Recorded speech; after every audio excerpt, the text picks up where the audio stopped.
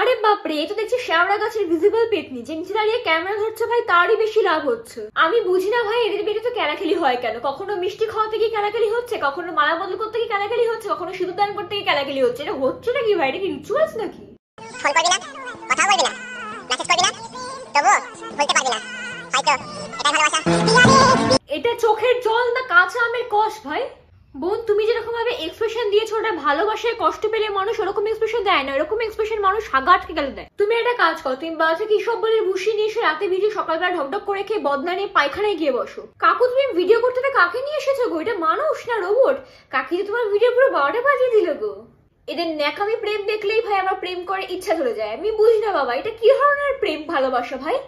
সবই হচ্ছে video viral করবার ধান্দা। ডান্স বাংলা ডান্সের মতো রিয়েলিটি শো গুলো এদেরকে না নেওয়া, এদের পেটের ক্রিমে সোজা মাথায় উঠে গিয়ে নাড়ানাড়ি করে, আর সেই জন্যই ভাই এরা সোশ্যাল মিডিয়ায় এসে এরকম ভাবে নাচ দেখিয়ে বেড়ায়। প্রথমত ভাই এটা ছেড়ে নামে সেটা আমি বুঝতেই পারলাম না, দ্বিতীয়ত এক পায়ের প্যান্ট কেটে এক হাতে পরে বসে আছে।